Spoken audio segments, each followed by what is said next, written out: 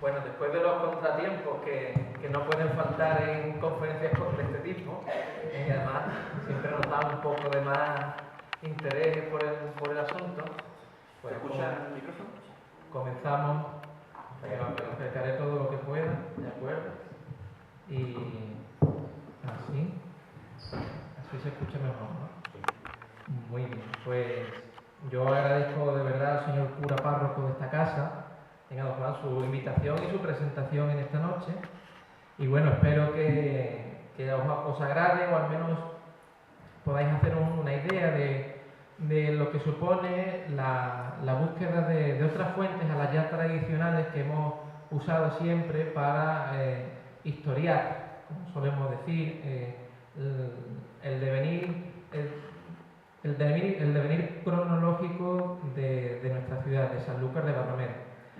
Es cierto que es la primera vez que en público hablo sobre la historia de Sanlúcar, pero tengo mucha ilusión en estar esta noche aquí porque además quiero presentaros algunas novedades documentales al respecto de la historia tanto de la ciudad como de esta casa que nos acoge y que se conservan, como ya en su momento diré, en el Archivo Histórico Diocesano de Jerez.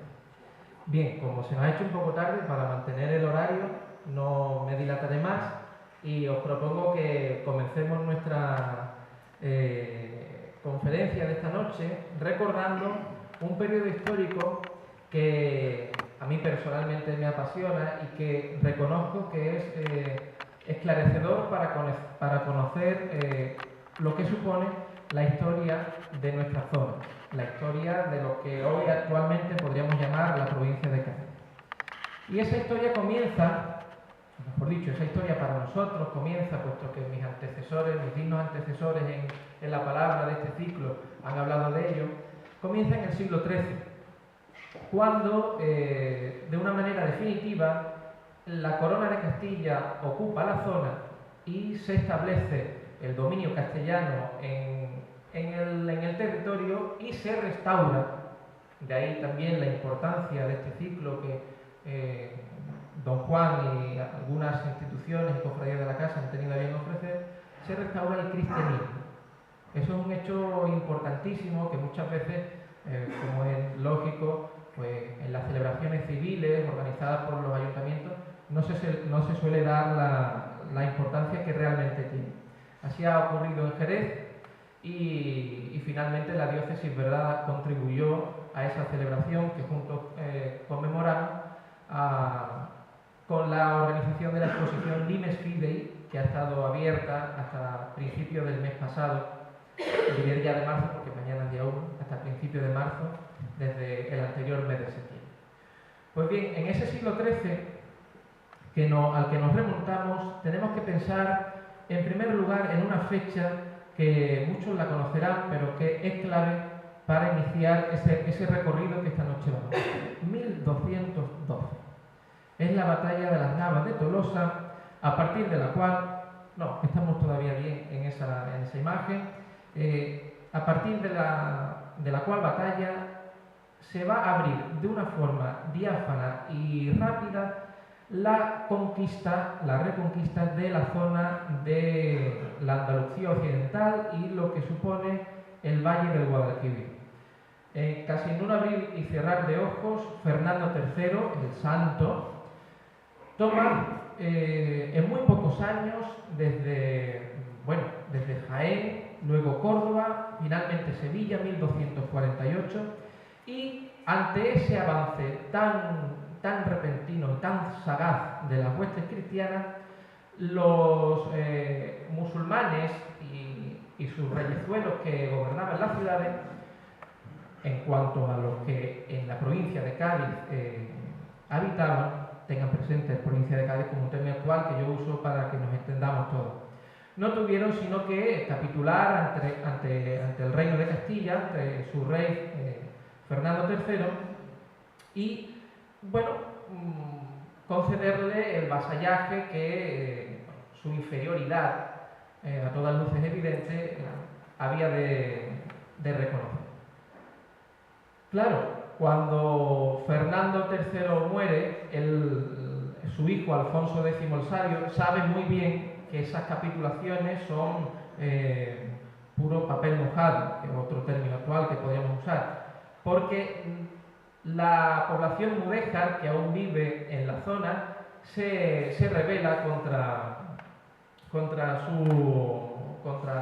su señor por vasallaje, y bueno, pues el rey Alfonso X el Sabio no tiene sino que tomar por la fuerza las distintas poblaciones que existían alrededor del territorio gaditano. Y así llegamos hasta 1262, donde podríamos encuadrar este cuadro de la diapositiva anterior, donde el rey Alfonso X el Sabio toma las aguas del estrecho en la isla de Cádiz. Es un momento en el que tiene que tomar, como he dicho, por la fuerza las principales poblaciones del territorio. Estamos hablando de Jerez, estamos hablando de Sanlúcar, del puerto de Santa María, Arcos, que también estamos celebrando el aniversario, de manera que cuando eso tiene lugar, todo el territorio pasa, lo que estamos conmemorando, definitivamente la incorporación definitiva a la corona de Castilla. Y comienza un nuevo ciclo en todas estas ciudades. Un nuevo ciclo que se ve fuertemente marcado, en primer lugar, por el cambio de población. Tengan presente que hasta ese momento han vivido en esta zona los musulmanes y el reino nazarí de Granada, y ahora van a vivir los cristianos el reino de Castilla. Hay un cambio poblacional absoluto.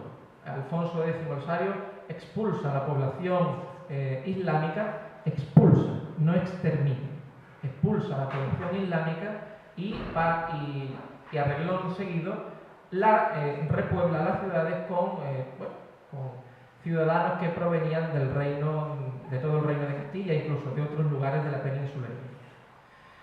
Y en cuanto a la iglesia, que es también el aspecto que a nosotros nos interesa, encontramos en un primer momento ese conflicto de intereses que yo lo he venido a llamar así, que no es más que la creación de un obispado en la zona gaditana, un obispado en Cádiz. ¿Por qué en Cádiz? Al rey Alfonso X el Sabio le apasionaba, le quitaba el sueño la idea que su padre, Fernando III, no pudo concluir: el fecho de Allende la Mar. ¿Qué quiere decir? Pues la idea tan deseada de traspasar la Reconquista al norte de África. Y para ello, Alfonso X el Sabio tenía que establecer una plaza fuerte a partir de la cual traspasar ese estrecho y continuar la Reconquista en el norte de África. ¿Qué eligió para ello? A Cádiz. A Cádiz tenía pensado, bueno, pues los mejores deseos para esa empresa. Tengan presente que fue idea del rey primero establecer un obispado en el territorio gaditano que ocupara, con sede en Cádiz y que ocupara, volvemos otra vez a decir, el territorio de lo que hoy podía ser más o menos la provincia de Cádiz, y además, para significarla más, su inicial pensamiento fue enterrarse en la Catedral de Cádiz, con lo cual simbólicamente introducía los designios reales en ese fecho de Allende, en esa extensión de la Reconquista al norte de África. Bien, nada de esto se solo el obispado, pero después de muchas vicisitudes. El rey no se entierra en Cádiz, es una osadía tremenda traspasar la frontera al norte de África y se hace del todo inviable, y el rey tiene que desistir. El rey está enterrado en Sevilla junto con su padre. Y bien, ¿y consigue el obispado entonces para Cádiz? Sí. ¿Cuál fue el deseo inicial también? Trasladar, o mejor dicho, restaurar la sede asidonense visigoda, que ya hablaron en la última vez, en la ciudad de Cádiz. Eso al principio parece que se consiguió, murió el Papa de por medio, y lo cierto y verdad que salieron ganando todos. Y digo todos ¿por qué? Porque ese conflicto de intereses estaba de por medio. Primero, Sevilla, la todopoderosa Sevilla, que no había dejado que se restaurase el obispado de Écija, el obispado de Niebla. Bueno, ahora tampoco iba a dejar que se restaurara el asidonense. Y por otro lado también tendríamos el cabildo, o mejor dicho, la ciudad de Jerez, tan importante en este momento, que el rey tampoco podía desequilibrar en sus dádivas. Claro, cuando el rey se encuentra con esto, definitivamente se atiende ese deseo inicial y se consigue. ¿Cómo se consigue? Creando de la nada un obispado para Cádiz. No consigue finalmente la traslación. La historiografía de Cádiz dice sí, y sin embargo yo digo, ¿y si se restauró el obispado de Cádiz? Porque el obispo de Cádiz jamás llevó en su título el de obispo asidonense. Se llamó gadicense, se llamó incluso de Algeciras cuando a finales del siglo XIII, principio del siglo XIV, esa plaza se toma. También, ¿por qué el territorio de la diócesis asidonense no se le entregó a Cádiz, sino solo una parte? Y por último, lo que es esclarecedor, el título de obispo asidonense se mantuvo en la Iglesia Católica para los obispos titulares no residenciales hasta 1980, cuando se crea la diócesis de Asidonia-Jerez. Se retira ese título del anuario pontificio y no se entrega más, suponiendo, que también es mucho de suponer, que el obispo asidonense pasa a ser el obispo de Jerez. Por eso, en fin, en la toma de posesión de don Rafael Zornoza venía el episcopologio en el libreto de ceremonia y ponía don Antonio Ceballos, don Antonio Dorado, don Antonio Ñovero, y seguía así hasta el obispo asidonense. Y don José, cuando tomó posesión de nuestra diócesis, no hizo lo mismo, con todos sus derechos. Tenemos que tenerlo presente, don Juan. Así que, en fin, finalmente ya saben que la zona al norte del río Guadalete queda en manos del arzobispado de Sevilla. Nosotros, Sanlúcar, el Puerto Santa María, Chiquillo, La Rota, quedamos, y Jerez, naturalmente, quedamos como miembros de la archidiócesis sevillana, y no es hasta 1980 cuando somos diócesis propia. Aunque aquí tenemos al obispo del Aseo barramediense, que es obispo propio suyo. Sí, aunque está de incógnito esta noche. Me permiten estas intervenciones y estas consideraciones aparte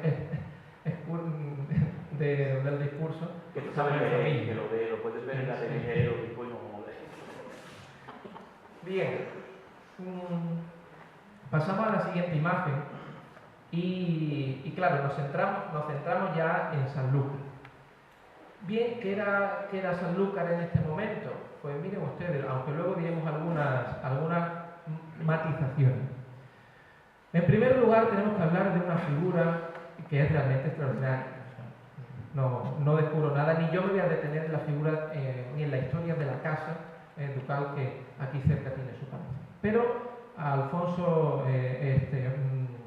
Guzmán el Bueno tiene a su cargo, en fin, una de las tareas más dificultosas del momento, que era continuar la línea de frontera hacia el sur de lo que hoy es la provincia de Cádiz. Son plazas muy fuertes, Algeciras, Gibraltar y especialmente Tarifa, donde la corona de Castilla no puede hacer casi nada.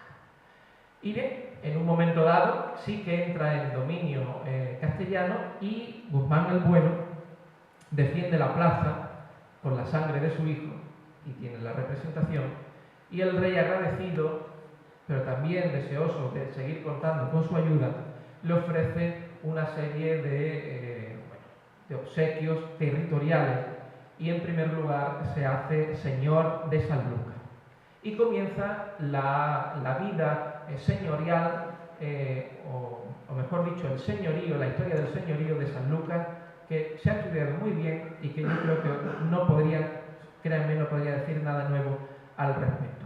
Pero sí de la ciudad. Pasamos a la siguiente imagen y tenemos la tradicional vista de Vingaerde de Sanlúcar. ¿Cómo era esa ciudad que en el siglo XIII se le entrega, se reconquista y luego se le entrega a Guzmán el Bueno? Me he traído las ilustraciones de la Casa de Niebla de Pedro Barrantes Maldonado, en una cita que muchos conocemos, y a propósito de Alonso Pérez de Guzmán, nuestro Guzmán el Bueno. Al llegar a esta tierra, dice Pedro Barrantes: esta tierra estaba despoblada, que solamente estaban en ella un castillo con 7 torres, que se llamaba las Torres de Sanlúcar, que eran sobre la barra por do entra el río Guadalquivir en la mar, que ahora se llama Sanlúcar de Barrameda. Tenemos a Sanlúcar como una ciudad ciertamente pequeña, donde la población sería escasa y donde además encontramos en un primer momento la presencia de algunos pobladores y especialmente por documentación real, la presencia también de un clero que ya está enraizado en la ciudad, en la villa, mejor dicho, que se llama ese momento. Pero por cierto, un clero cuyo culto principal lo dedica en la capilla de Santa María del Alcázar de Jerez de la Frontera. El privilegio que se conoce, muy bien, ha sido muy bien estudiado, de cómo el rey dota a la ciudad de Jerez de una capilla real donde celebrar los aniversarios por los monarcas difuntos.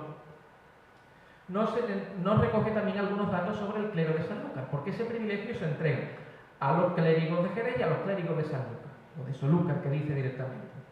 Ha habido últimamente en la historiografía una confusión, porque se nos decía que ya en ese momento existía otra iglesia de Santa María en Sanlúcar de Barrameda, donde los clérigos de Sanlúcar daban culto y ofrecían sus misas y su oración y su divino oficio en honor de la divinidad. Pero la lectura atenta de ese privilegio no deja lugar a dudas. No existe otra iglesia, sí existirá, pero no con la entidad que don Narciso en su historia de Sanlúcar deja entrever. Él dice que los otros aniversarios y fiestas que el rey había mandado los hiciesen los clérigos de Sanlúcar cada año y en cada fiesta, una serie de fiestas que había dejado votadas, en la otra iglesia de Santa María. Claro, otra iglesia de Santa María, está diciendo la otra iglesia de Santa María que está en Sanlúcar.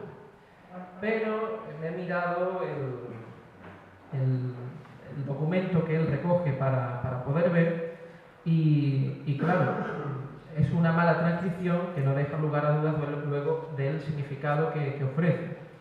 Y dice la misma transcripción que los dichos aniversarios y fiestas lo hiciesen los clérigos de Sanlúcar cada año y en cada fiesta en la dicha, en la dicha iglesia de Santa María, o sea, en Jerez y en la capilla del Alcázar.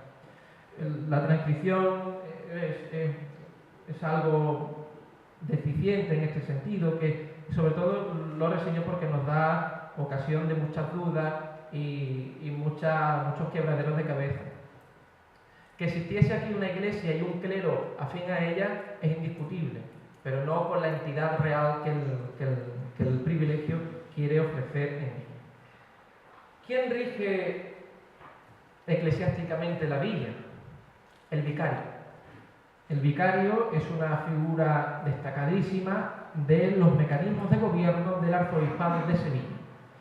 El vicario tiene sede en las principales, los vicarios tienen sede en las principales ciudades y villas del territorio de la archidiócesis. Y Sanlúcar precisamente es uno. Hay referencias a un vicario ya residiendo aquí en un documento del siglo XIII, 1284, un tal Nicolás Pérez, que aparece en unos deslindes de documento que hoy se conserva en la Catedral de Sevilla.